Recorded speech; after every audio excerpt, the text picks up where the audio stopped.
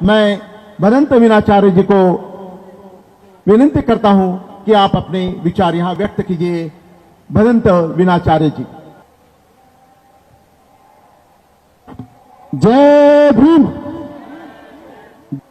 महाकारुणिक सम्यक संबुद्ध परम पूज्य बाबा साहब डॉक्टर अंबेडकर जी, प्रियदर्शी सम्राट अशोक, मंच पे उपस्थित पूजनीय भिक्खु संघ, उपस्थित हुए अपने राज्यों शहरों से लाखों की संख्या में आए और एक आशा उम्मीद लेकर कि ये पावन धरती जिसपे आज से 69 साल पहले परम पूज्य बाबा साहब डॉक्टर अंबेडकर जी ने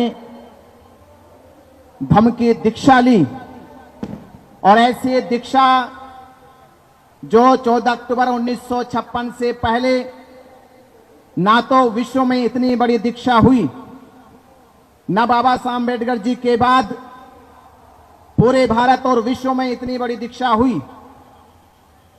7 लाख से ज्यादा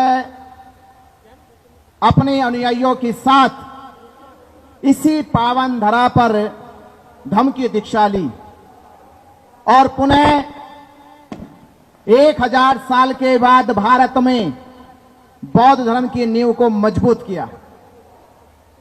आज ये ही धरती ये साक्षी बने कि हे बाबा साहब अंबेडकर, आपने हमें धम्म दिया, हमारा मान बढ़ाया है।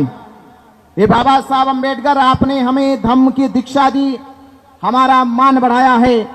ये आपके बच्चे महाबोधि महाविहार मुक्त करके आपका सम्मान बढ़ाएंगे।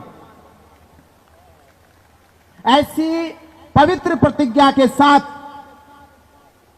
हम आज यहां से संकल्प लें कि बाबा साहब अंबेडकर जी ने अपने जीवन में जो लड़ाई लड़ी, जो संघर्ष किए, उन संघर्षों में सफलताएं प्राप्त की।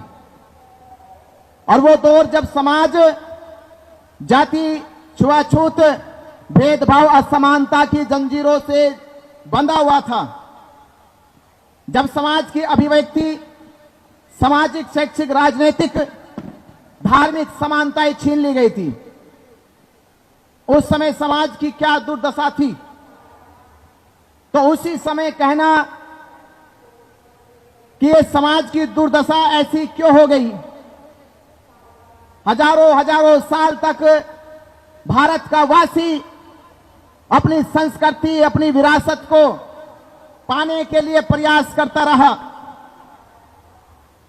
ये प्रयास हजारों साल तक चलता रहा कि लोटी संस्कृति हमारी दासहीन बनाया था, कि लोटी संस्कृति हमारी दासहीन बनाया था। बहू, बेटी और बच्चों को घर के बाहर जलाया था। आंखों से टपके आंसू, कोई फरियाद सुन ना पाया था। होता रहा शोषण हमारा, कोई अल्लाह, ईश्वर, देवी देवता, भगवान ना आया था। और लिया जन्म भीम ने जगत में पढ़ लिख कर अनूठा ज्ञान पाया था। तोड़ मनवादी जंजीरों को इस देश के शोषित पीड़ित समाज को आजाद कराया था।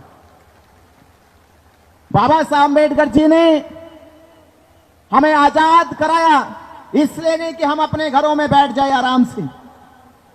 अगर घरों में ही बैठना था तो आजादी क्यों ली? क्यों ये समानता का जीवन जीने का प्रण लिया आपने कि कुछ लड़ाई है अधूरी, उनको पूरा करना आपको। वो अधूरी लड़ाई कि जैसे मैं कहता हूं कि किसी सभ्य समाज की पहचान ये नहीं कि वो कितना धनवान है, वो कितना बलवान है, उसके पास कितनी गाड़ियां हैं, कितने बड़े बैंक बैलेंस हैं, बल्कि सभ्य समाज की पहचान का आधार है कि उसकी शिक्षा का स्तर क्या है, उसके सामाजिक संस्कार क्या है, उसकी संस्कृति क्या है और उसकी विरासत क्या है। ये एक सभ्य समाज की पहचान है। तो हमें आज यह परिचय देना होगा कि हम बाबा साहब अंबेडकर जी के बच्चे, जो भारत के नहीं विश्व के सबसे उच्च कोटि के पढ़े लिखे व्यक्तित्व थे, ऐसे महामानव ने हमें उन छुआछूत की जंजीरों से मुक्त करके इसी धरती पर इसी क्रांति भूमि पर, इसी दीक्षा भूमि पर हमें धम्म की दीक्षा दी और आज हमारा जीवन बदल गया। हम भी आज कह सकते गर्व से कि हम श्रेष्ठ हैं, हमारा जीवन भी श्रेष्ठता से परिपूर्ण है। आज हम जाति में नहीं, हम पाति में नहीं, हमारे साथ कोई छुआछूत का, असमानता का भेद नहीं, क्योंकि हम बौद्ध हैं और बौद्ध सर्वश्रेष्ठ होते हैं जिनका जीवन महान होता है। ये महान जीवन का अनुभव जो आज भारत के लाखों करोड़ों बौद्ध लेते हैं, ये अनुभव इसलिए मिला कि आप भारत की उस खोई हुई विरासत को, संस्कृति को वापस लौटा सके।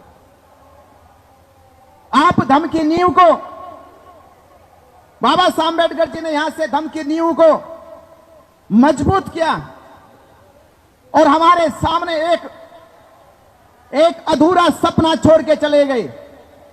वो अधूरा सपना भारत को बौद्ध में बनाने का, वो अधूरा सपना भारत के बौद्धों की संस्कृति विरासत को पुनः जीवित करने का।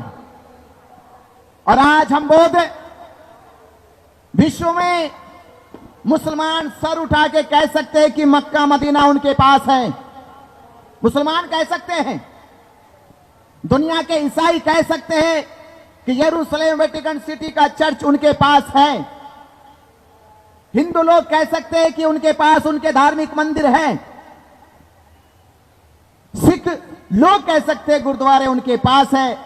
जैनी कह सकते हैं जैनी मंदिर उनके पास है। पर भारत के बौद्ध नहीं कह सकते कि हमारे पास महाबोधि महाविहार है। तो भारत के बौद्ध भी कह सके, ये सर उठा के कह सके कि जो लड़ाई 134 साल से लड़ी जा रही है, जिसके इंतजार में 6 पीढ़ियां चली गई, ये 7वीं पीढ़ी, 6 पीढ़ी चली गई और ये अवसर, ये मौका मिला 7वीं पीढ़ी को, और ये 7वीं पीढ़ी कह सके